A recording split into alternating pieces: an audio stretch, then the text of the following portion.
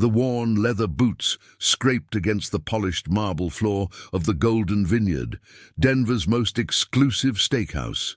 Evelyn Hartwell, worth $3.7 billion, adjusted the thrift store flannel shirt she had purchased that morning for $12.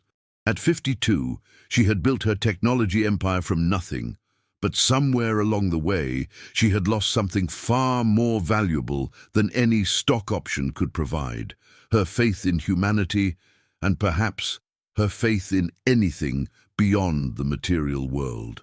The hostess, a young woman with perfectly manicured nails, barely concealed her disdain as she led Evelyn to a corner table, the kind typically reserved for customers the staff hoped would eat quickly and leave. Evelyn didn't mind.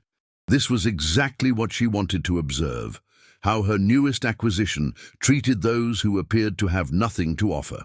"Your waiter will be with you shortly," the hostess said, her tone suggesting she hoped that wouldn't be too soon. Evelyn studied the menu, though she already knew what she would order: the $48 filet mignon, medium rare, with truffle butter. It was a test, ordering something expensive while looking like someone who probably couldn't afford the appetizers.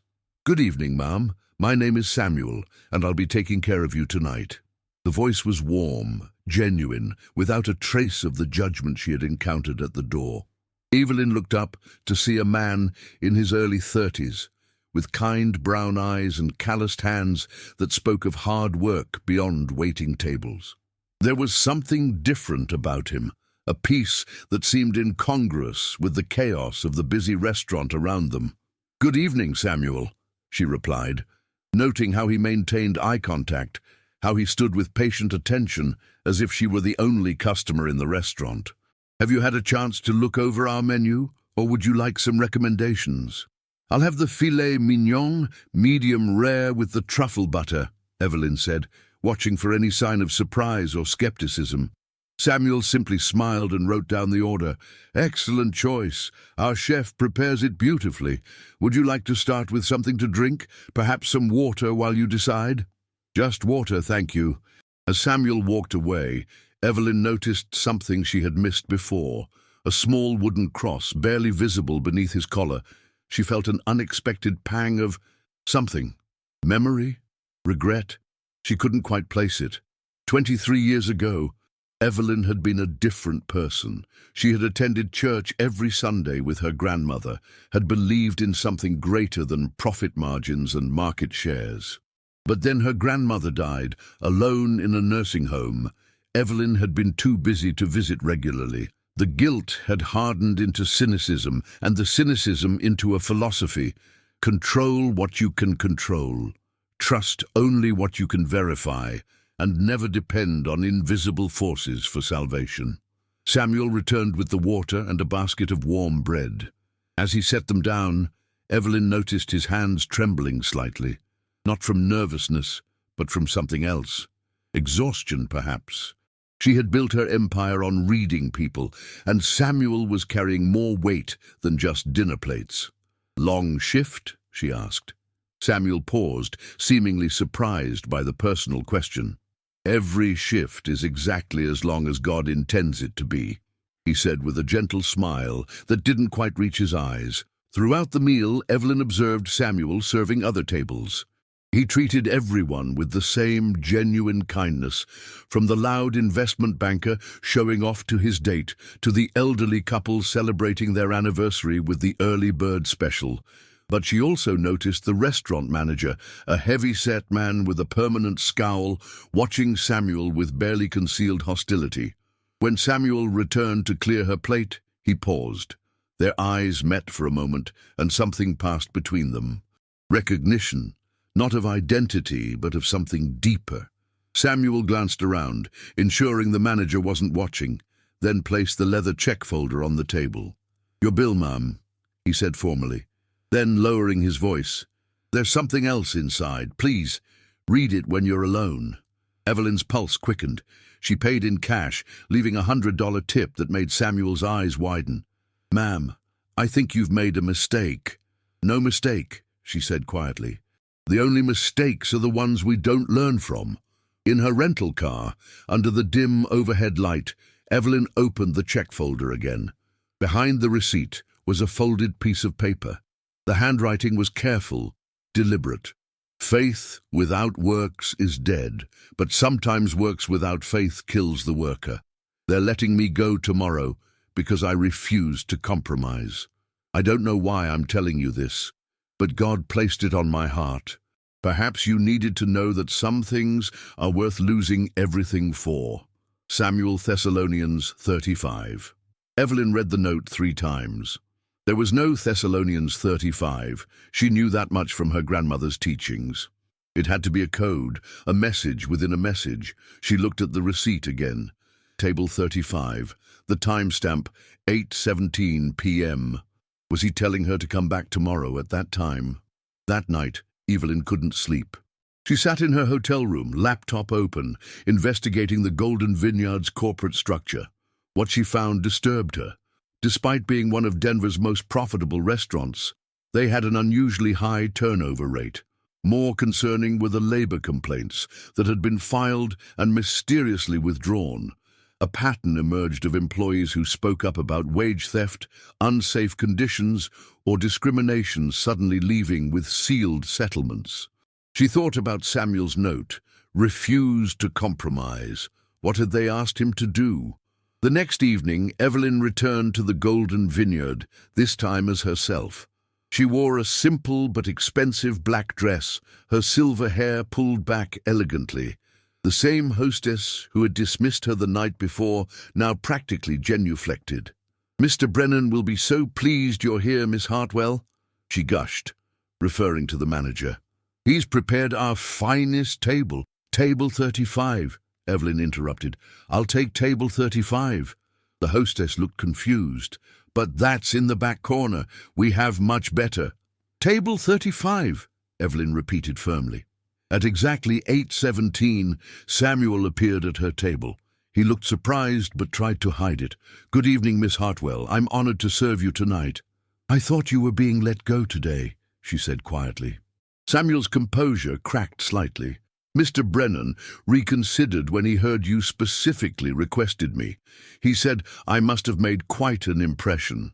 "You did," Evelyn said. "Now tell me what's really happening here." Samuel glanced around nervously. Brennan was watching from across the room. "I can't. I have a daughter, Grace. She's 7. Her medical bills—" He trailed off. "What medical bills?" "Leukemia," Samuel said simply. "In remission now, praise God. But the debts—" "I need this job, Miss Hartwell. I shouldn't have written that note. It was a moment of weakness." "Or a moment of strength," Evelyn countered. "What did they want you to do?" Samuel was quiet for a long moment. Then, barely audible, "Testify that my friend Thomas was stealing. He wasn't. He reported the manager for skimming tips and serving expired meat to customers who complained.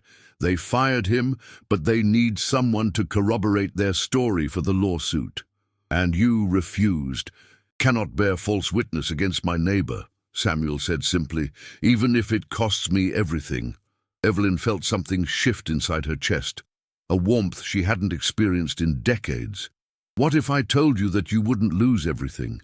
What if I told you that sometimes standing up for what's right opens doors you never knew existed?" Before Samuel could respond, Brennan approached the table, his face a mask of false hospitality. "Miss Hartwell, what an honor. I trust Samuel is taking excellent care of you." "He is," Evelyn said, studying Brennan with the analytical gaze that had dissected countless corporate adversaries. "In fact, I'd like to discuss Samuel's future with the company. Perhaps we could talk privately." Brennan's eyes gleamed with what he mistook for opportunity. Of course. My office is just upstairs." As they walked away, Evelyn caught Samuel's eye and mouthed silently, "Trust." In Brennan's office, which reeked of cigar smoke and desperation disguised as success, Evelyn got straight to the point. "I know about Thomas. I know about the false testimony you're trying to coerce from Samuel. And I know about the 12 other employees you've silenced over the past 3 years." Brennan's face went from red to white in seconds. "I don't know what you've heard, but—" I've heard enough, Evelyn interrupted. Here's what's going to happen. You're going to resign, effective immediately. You're going to drop all charges against Thomas and pay him a settlement of $200,000. You're going to ensure all former employees receive the tips and wages you stole. And you're going to do all of this by tomorrow morning. You can't threaten me, Brennan sputtered, though his voice lacked conviction. Evelyn smiled coldly. I don't make threats, Mr. Brennan. I make promises. By tomorrow morning, or the FBI receives the file I've compiled on your embezzlement scheme. Oh, did you think skimming cash wouldn't show up in the digital footprints? I built my fortune on understanding how money moves in the shadows. Yours moved clumsily. Brennan collapsed into his chair. You're destroying me over a waiter. No, Evelyn said, standing to leave. I'm giving you the chance to destroy yourself with dignity. Take it. Back in the dining room, Evelyn found Samuel finishing up with another table. She waited until he was free, then motioned him over. Tomorrow morning, you'll receive a call from my company, Hartwell Technologies. We're opening a new division focused on ethical business practices training. I need someone to lead it, someone who understands that integrity isn't negotiable. Samuel's eyes widened. Miss Hartwell, I'm just a waiter. I don't have a degree, You have something more valuable than any degree, Evelyn interrupted. You have character. The rest can be taught. Why? Samuel asked, his voice thick with emotion. Why would you do this for me? Evelyn was quiet for a moment, thinking of her grandmother, of all the years she had spent building walls around her heart with money and power. Because 23 years ago I stopped believing that good people existed. You've proven me wrong, and that's worth more to me than you could possibly know. Samuel's eyes filled with tears. God works in mysterious ways, Miss Hartwell. I prayed last night, asked him to send help. I just didn't expect him to send a billionaire in disguise. Maybe, Evelyn said slowly, he sent us to each other. You needed a job. I needed to remember that there are things more valuable than money. Faith? Samuel asked gently. I don't know about faith, Evelyn admitted. But maybe hope. It's a start. Over the next few weeks, as Samuel transitioned into his new role at Hartwell Technologies, he and Evelyn developed an unlikely friendship. She learned about grace, about the long nights in the hospital when Samuel would read her Bible stories until she fell asleep. She learned about his wife, Patricia, who worked 2 jobs to help with the medical bills. And slowly, carefully, Samuel learned about Evelyn's grandmother, about the faith she had lost and the empire she had built to fill the void. Your grandmother would be proud of what you did, Samuel said one afternoon as they reviewed training materials in Evelyn's office. Using your power to protect the vulnerable, that's what Jesus called us to do. I'm not a Christian, Samuel, Evelyn reminded him, though her tone was gentler than it once would have been. Maybe not, Samuel agreed, but you're acting like one. Sometimes that's where faith begins, in the actions we take even when we don't fully believe. That evening, Evelyn found herself standing outside a small church in Denver's suburbs. She had driven there without really meaning to, drawn by something she couldn't quite name. Through the windows, she could see Samuel and his family in the 3rd row. Grace, small and brave with a bright pink headscarf covering her head, was singing with enthusiasm if not perfect pitch. Evelyn didn't go in. Not that night. But she stood there watching, feeling something crack inside her chest. Not breaking, but opening, like a seed that had been dormant for decades, finally sensing spring. The scandal at the Golden Vineyard broke in the Denver Post 2 days later. Brennan had fled the state, but not before the authorities froze his assets. 17 former employees came forward with their stories, emboldened by Thomas's vindication. The restaurant was sold to new owners who implemented fair labor practices and, at Samuel's suggestion, started a program to employ formerly homeless individuals. But the real transformation was in Evelyn herself. She began attending the church, sitting in the back row at first, then gradually moving forward as the weeks passed. She started a foundation focused on protecting workers' rights, with Samuel as the director. She even began reading her grandmother's old Bible, the one she had kept in a storage unit all these years. One Sunday, 6 months after that first dinner at the Golden Vineyard, Pastor William spoke about transformation. God doesn't always work through thunder and lightning, he said. Sometimes he works through a still, small voice. Sometimes he works through the courage of one person standing up for what's right, and another person being brave enough to listen. After the service, Samuel found Evelyn in the parking lot. "Thank you," he said simply. "For what?" "For reminding me that faith without works is dead, but also showing me that works can lead to faith." Evelyn smiled, thinking of the note that had started it all. "There is no Thessalonians 35, is there?" Samuel grinned. "No, but there's Thessalonians 5:16 through 18. Rejoice always, pray continually, give thanks in all circumstances, for this is God's will for you in Christ Jesus." I figured if you looked it up, you'd find that instead. And if I hadn't looked it up, then you wouldn't be the person God told me you were. Grace ran up to them, her hair growing back in soft curls. "Miss Evelyn, are you coming to lunch with us?" Evelyn looked at this little family that had somehow become her family, this faith that had somehow become her consideration, this life that had become so much more than profit margins and power plays. "I'd love to," she said, and meant it. 3 years later, at Samuel's ordination ceremony, he had gone back to school with Evelyn's foundation paying the tuition. He stood at the pulpit and told the story of a wealthy woman who had lost her way and a waiter who had found his courage. He didn't mention names, but Evelyn, sitting in the front row between Patricia and Grace, felt every word. "God doesn't always send angels with wings," Samuel said, his voice strong and clear. "Sometimes he sends them in thrift store flannels. Sometimes he sends them with billion-dollar bank accounts. But always, always, he sends them exactly when we need them most." After the ceremony, as people congratulated the new Pastor Samuel, Evelyn stood quietly to the side. An elderly woman approached her, someone she had seen at church, but never spoken to. "You're her, aren't you?" the woman said quietly. "The millionaire who saved the Golden Vineyard employees." Evelyn started to deflect, but something in the woman's eyes stopped her. "How did you know?" "My son worked there, not Samuel, another waiter. He was one of the 17 who came forward after Brennan left. You gave him his dignity back. You gave all of them their dignity back." "They had dignity all along," Evelyn said. "I just helped ensure it was recognized."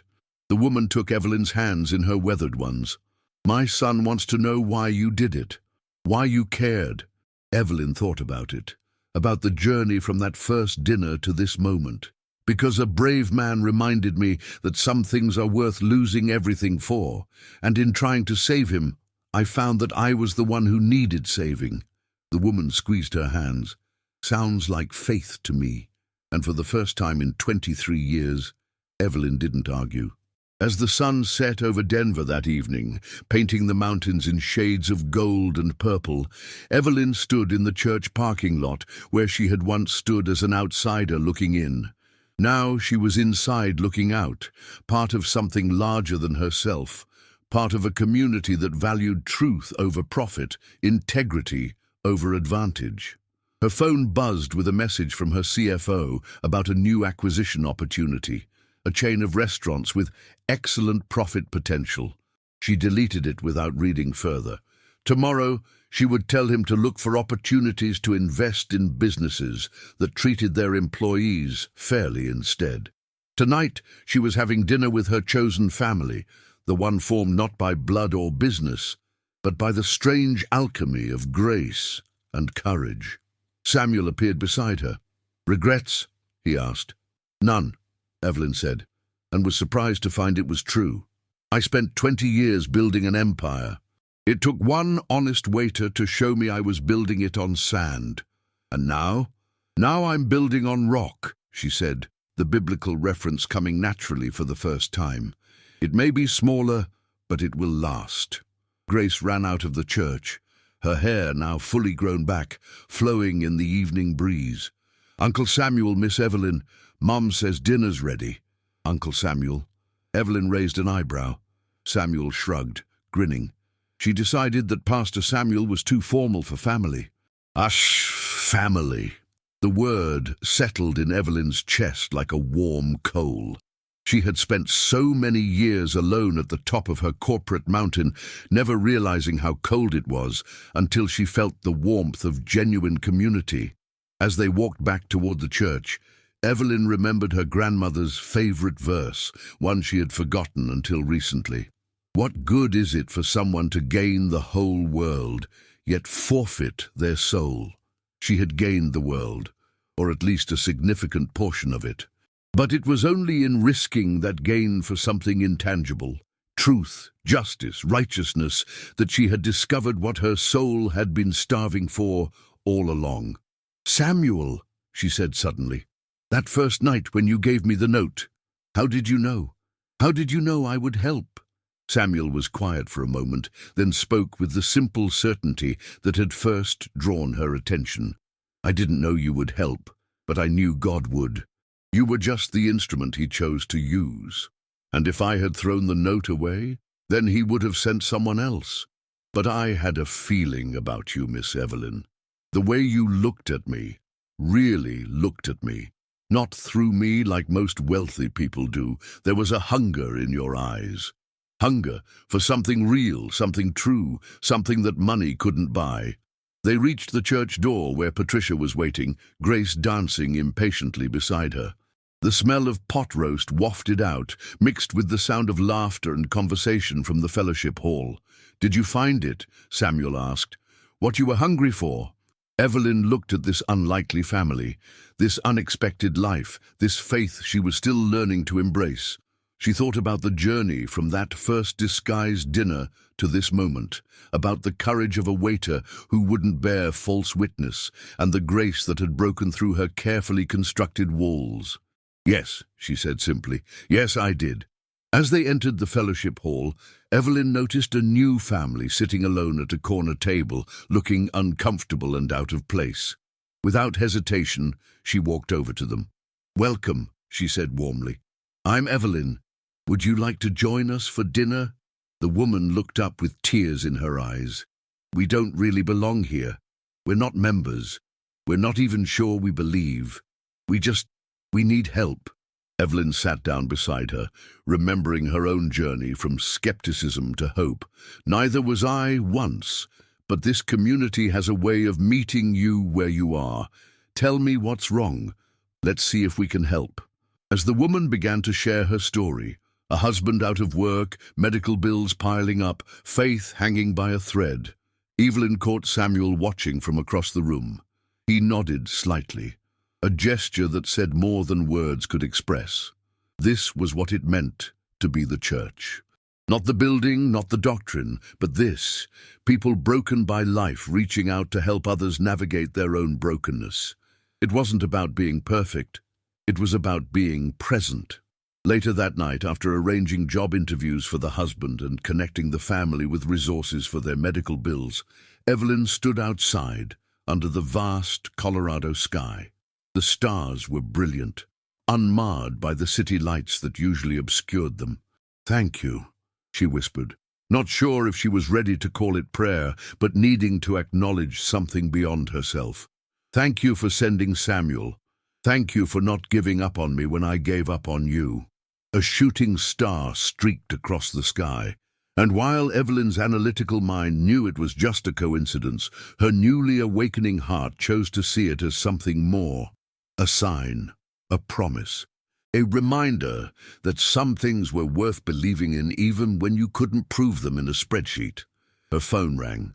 It was her assistant, probably calling about another acquisition or merger. She let it go to voicemail. Tomorrow, she would return to her empire, but it would be different now. Every decision would be filtered through a new lens, not just, is it profitable, but is it right? Samuel had shown her that integrity wasn't negotiable, even when it cost everything. But more than that, He had shown her that sometimes losing everything was the only way to find what really mattered. As she drove back to her estate that night, Evelyn passed the Golden Vineyard. Under new management, it had been renamed Grace's Table, in honor of Samuel's daughter and all the second chances it now represented. Through the windows, she could see families dining, waiters serving with dignity, and managers who led with respect rather than fear. It had all started with a note, a desperate act of faith from a man about to lose his job, 4 words that had changed everything. Faith without works is dead. But Evelyn now understood the other side of that truth. Works without faith might build empires, but faith with works could transform hearts. And in the end, transformed hearts were the only fortune that truly mattered. The next morning, Evelyn did something she hadn't done in 23 years. She knelt beside her bed and prayed. Not eloquently, not even confidently, but honestly. God, I don't know how to do this. I've spent so many years believing only in what I could control. But Samuel showed me that the most important things in life are beyond our control. Help me to trust. Help me to believe. Help me to use what you've given me to serve others the way Samuel served me, with courage, integrity, and love. When she opened her eyes, sunlight was streaming through her window, illuminating the dust motes dancing in the air. They looked like tiny angels, she thought, then laughed at her own sentimentality. But maybe that was okay. Maybe becoming sentimental was part of becoming human again. Her phone showed 17 missed calls from various executives. The old Evelyn would have been anxious, would have immediately called back to maintain control. But the new Evelyn, or perhaps the recovering Evelyn, set the phone aside and picked up her grandmother's Bible instead. She opened it randomly and found herself reading from the book of James. What good is it, my brothers and sisters, if someone claims to have faith but has no deeds? The margin contained a note in her grandmother's shaky handwriting. Faith and works are like 2 wings of a bird. Try flying with just one and see how far you get. Evelyn smiled, feeling her grandmother's presence for the first time since her death. She had tried flying with just works for 23 years and had indeed soared high in the world's eyes. But it had been a cold, lonely flight.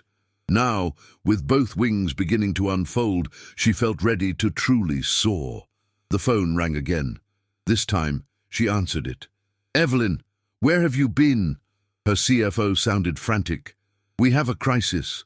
One of our subsidiary companies has been accused of unfair labor practices."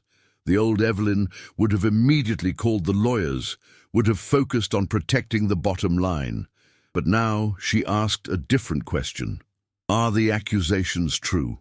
There was a pause. Does it matter? We can make this go away. It matters, Evelyn said firmly. Set up a meeting with the accusers. Let's hear what they have to say. And if we're wrong, we make it right. But that could cost millions. Then it costs millions, Evelyn interrupted. I'd rather lose money than lose my soul. After she hung up, Evelyn realized she had just quoted scripture in a business context. 6 months ago, she would have mocked anyone who did the same. But 6 months ago, she hadn't met Samuel. She hadn't seen what true integrity looked like. She hadn't understood that the most powerful testimony wasn't words, but actions. That afternoon, she drove to the church. Not for a service, just to sit in the quiet sanctuary and think. She found Samuel there, preparing his sermon for Sunday. "Writer's block?" she asked, sitting in the pew behind him. "Something like that," he admitted. "I'm trying to write about transformation, but I keep thinking about how slow and difficult real change is." "Tell them about us," Evelyn suggested. "Tell them about a bitter billionaire and a brave waiter. Tell them how God used a $48 steak to begin changing a heart that had been closed for 23 years. Samuel turned to face her. "Is that what happened? Your heart changed?" Evelyn thought about it. "It's changing. Present tense. Every day I feel it opening a little more. Every day I understand a little better what my grandmother tried to teach me. That love is stronger than money. that integrity is worth more than profit. That faith, even faith as small as a mustard seed, can move mountains. And has it moved mountains? It's moved me, Evelyn said, and I was probably harder to move than any mountain. They sat in comfortable silence for a moment. Then Samuel asked, "Do you ever regret it? Coming to the Golden Vineyard that night?" "That's like asking if I regret being born," Evelyn replied. "That night was my second birth. The first gave me life. The second taught me how to live it." As she left the church, Evelyn passed the bulletin board where prayer requests were posted. She stopped, reading the various needs: medical bills, job searches, family struggles. 6 months ago, she would have walked past, thinking these problems weren't her concern. Now, she took out her phone and photographed each request. Tomorrow, she would have her foundation look into how they could help. Anonymously, of course. The best gifts were the ones where the giver remained invisible. But one request stopped her cold. It was written in shaky handwriting. "Please pray for my employer. She has lost her way and is destroying the lives of her workers. I don't know what else to do but pray." It was signed Thomas, former employee of Hartwell Tech subsidiary. Evelyn's blood ran cold. One of her companies was doing exactly what the Golden Vineyard had done. Despite all her efforts, despite her new policies, somewhere in her empire, another Brennan was operating.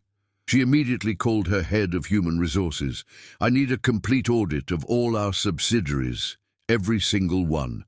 Look for any complaints, any patterns of dismissal, any signs of worker exploitation." "Miss Hartwell, that could take months." "Then it takes months. Start with the Denver subsidiaries, and I want to meet with any employee who has filed a complaint in the last year."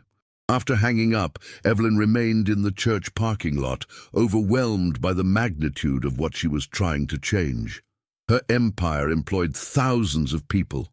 How many Samuels were out there suffering in silence? How many Thomases had been wrongly accused? She thought about Jesus clearing the temple, overturning the tables of the money changers. She had built her own temple to money, and now she needed to clear it out, one table at a time. That evening she called Samuel. "I need your help. I've discovered that the corruption at the Golden Vineyard wasn't unique. It's happening in my own companies." "What do you need me to do?" "Teach me," Evelyn said simply. "Teach me how to see people the way you do. Not as resources or assets, but as souls. Teach me how to build a business that honors God, even if I'm still learning what that means." Over the next year, Samuel and Evelyn worked together to transform Hartwell Technologies from the inside out. They instituted chaplaincy programs for employees who wanted them. They created ethics committees that included workers from every level. They established a whistleblower protection program that actually protected whistleblowers. It wasn't easy. Some shareholders rebelled, claiming she was putting ideology over profit. Several executives resigned, unwilling to adapt to the new culture. The business media mocked her as the billionaire who found religion and lost her mind.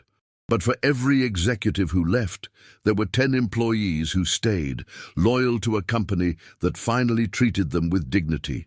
For every shareholder who sold, there were new investors attracted to ethical business practices. And for every mocking article, there were a dozen letters from employees whose lives had been changed. One letter particularly touched her. It was from Thomas, the man whose prayer request had sparked the company-wide audit. "Dear Miss Hartwell, I never thought you would read my prayer request, let alone act on it.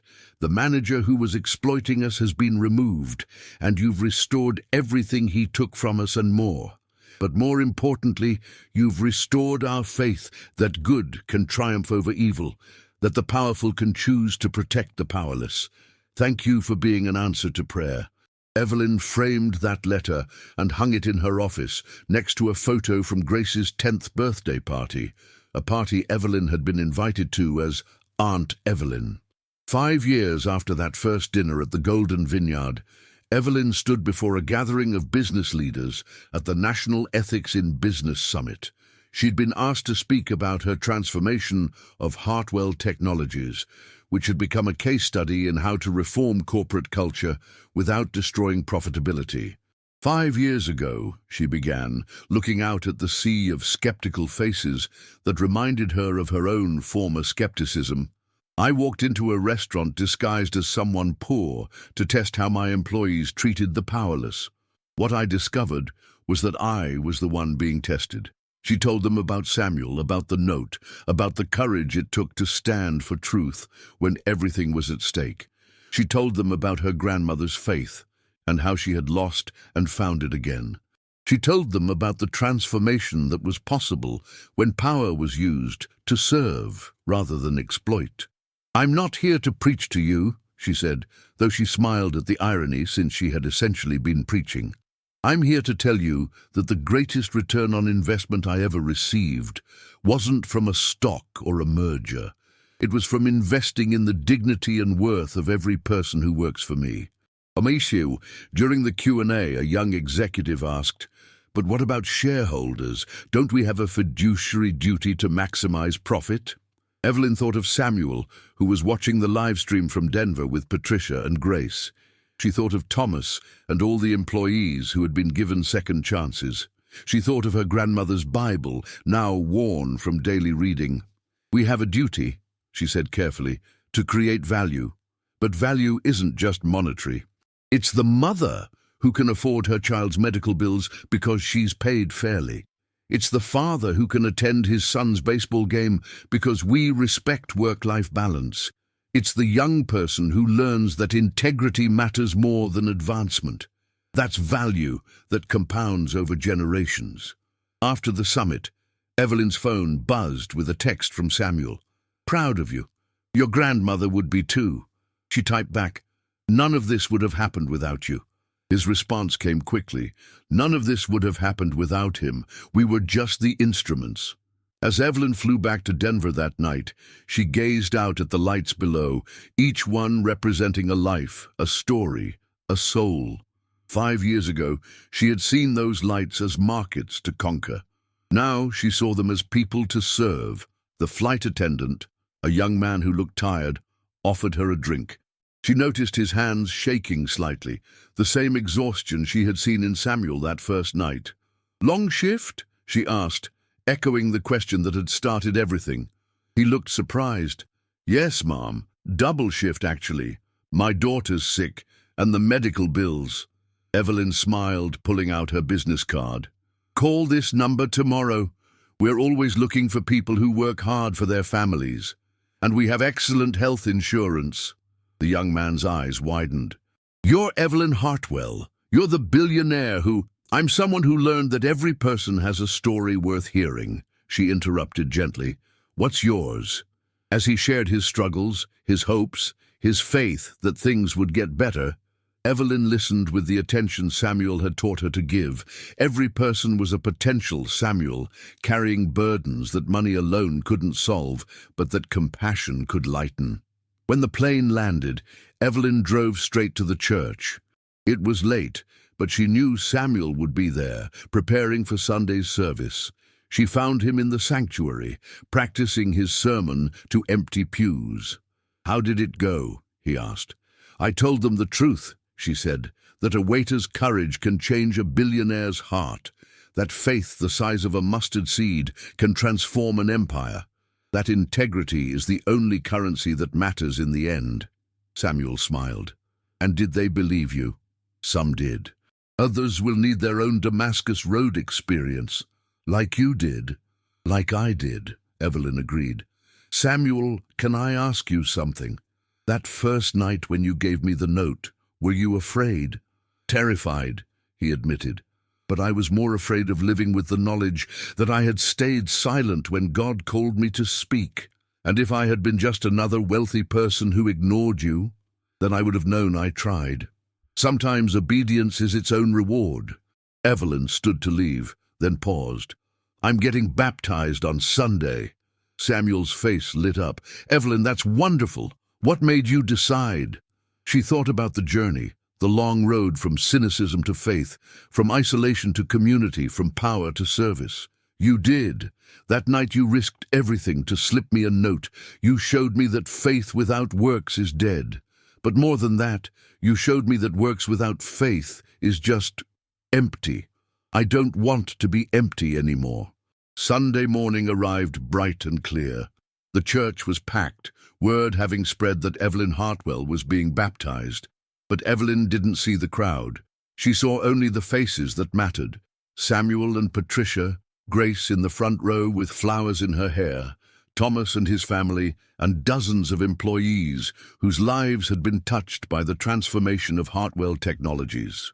As Pastor Williams lowered her into the water, Evelyn thought of her grandmother, of the faith that had seemed lost forever, of the strange path that had led from a disguised dinner to this moment of public declaration. When she emerged from the water, the first face she saw was Samuel's, tears streaming down his cheeks. He mouthed two words, "Welcome home." And for the first time in her life, Evelyn Hartwell, billionaire, CEO, former cynic, knew exactly where home was. It wasn't in the boardroom or the bank account. It was here, in this community of broken people made whole by grace, in this family formed not by blood, but by faith, in this life that had meaning beyond any measure of success she had previously known. As the congregation sang, Evelyn noticed a woman in the back row, expensively dressed, but with eyes full of the same emptiness Evelyn had once carried. After the service, Evelyn approached her. "First time here?" she asked gently. The woman nodded, tears threatening. "I don't belong here. I've done things. I'm not a good person." Evelyn sat beside her, remembering Samuel's kindness that first night. "Neither was I. But I learned something important. God doesn't call the qualified. He qualifies the called. And if you're here, you're being called." "How do you know?" Evelyn smiled, thinking of a waiter's courage, a note that changed everything, a faith that had grown from a seed of kindness. "Because 5 years ago, someone showed me that the most powerful message isn't always spoken from a pulpit. Sometimes it's written on a scrap of paper by someone brave enough to risk everything for truth." The woman looked at her with recognition dawning. "You're Evelyn Hartwell. You're the one who transformed your company, who stood up to corruption." "I'm someone who was lost and got found," Evelyn corrected gently. "Just like you can be." No, as she sat with the woman sharing her story, Evelyn realized this was the true multiplication of grace.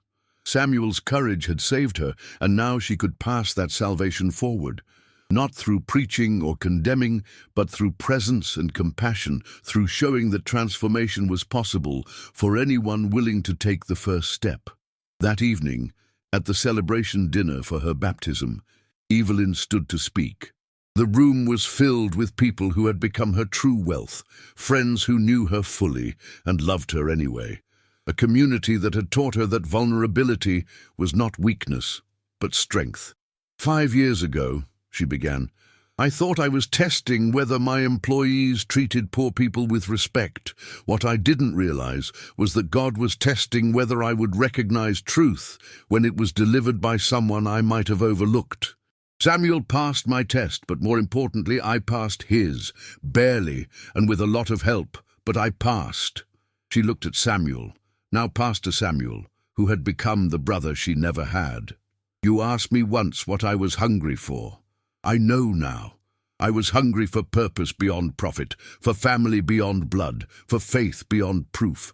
Thank you for feeding that hunger with a simple note that carried eternal truth." Grace, now a healthy teenager, stood up. "Aunt Evelyn, tell them about the second note." Evelyn laughed. "The second note?" Samuel looked sheepish. "I may have left another note in your Bible last week." Evelyn pulled out her grandmother's Bible, finding a folded paper in the book of James. She read it aloud. "Faith without works is dead, but faith with works is alive. You are proof that resurrection is possible, not just for souls, but for systems, companies, and cultures. Keep building the kingdom, one transformed life at a time. Your brother in Christ, Samuel." The room erupted in applause, but Evelyn barely heard it. She was thinking about all the notes yet to be written, all the lives yet to be transformed, all the courage yet to be displayed. The journey from that first disguised dinner to this moment had been improbable, impossible even. but she had learned that with God, impossible was just another word for opportunity. As the evening wound down and people began to leave, Evelyn stood outside the church, looking at the stars. Patricia joined her, placing a gentle hand on her shoulder. "Samuel told me about that first night," Patricia said. "How scared he was to give you that note. He almost didn't do it. What changed his mind?" "Grace. He thought about what kind of world he wanted to leave for her, one where people stay silent to survive, or one where truth is spoken even when it costs everything." Evelyn nodded, understanding flooding through her. He wasn't just saving his job, he was saving his daughter's future. "And in doing so," Patricia added, "he saved you. And through me, thousands of others," Evelyn murmured, awed by the ripple effects of one act of courage. A year later, at Grace's high school graduation, Evelyn sat in the audience as Grace gave the valedictorian speech. The young woman who had once been bald from chemotherapy now stood tall and confident, her voice clear and strong.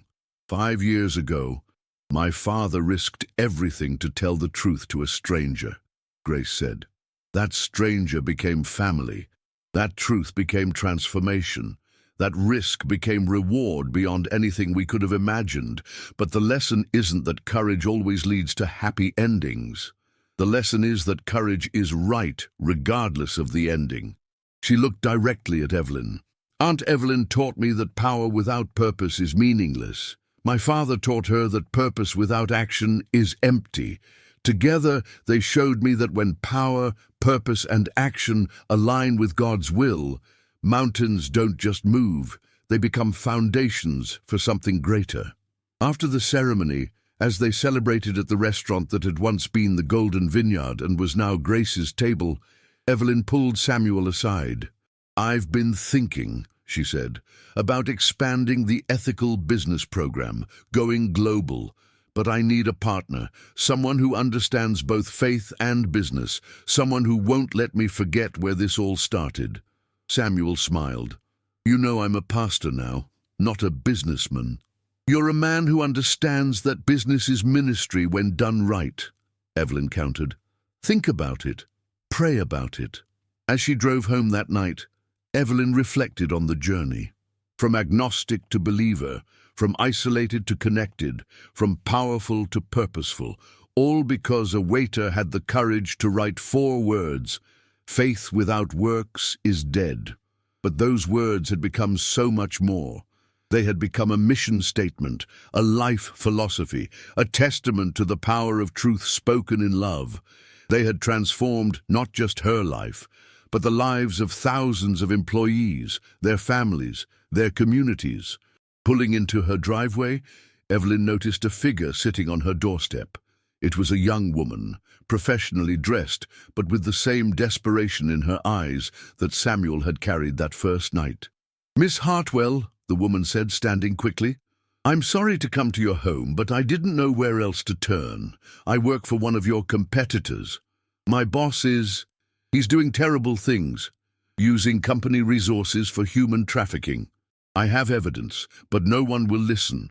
The police say it's not enough. The media won't touch it because he has connections. I read about what you did at the Golden Vineyard. Please, I need help." Evelyn looked at the woman. Another Samuel, another opportunity to choose courage over comfort, right over easy. She thought of the note that had started her transformation, of the faith that had grown from that seed of truth. "Come inside," she said, opening her door wide. "Tell me everything. We'll figure this out together." As the woman entered, Evelyn sent a quick text to Samuel. "Another note has been delivered. Another mountain needs to be moved. Pray for us." His response was immediate. "Already praying. Remember, faith without works is dead, but faith with works can change the world." And so the cycle continued. Truth spoken, courage displayed, transformation achieved. One note, one life, one act of faith at a time. The billionaire, who had once tested others in disguise, had learned the ultimate truth. We are all tested every day, not by our wealth or power, but by our willingness to see the divine in the desperate, the holy in the humble, the Christ in the courage of those who dare to speak truth to power. As Evelyn sat with the young woman, listening to her story, preparing to battle yet another corruption, she smiled. Her grandmother would indeed be proud. But more than that, Evelyn was finally proud of herself, not for what she had achieved, but for who she had become. A woman who understood that the greatest fortune wasn't measured in dollars, but in the lives transformed by love, courage, and uncompromising truth.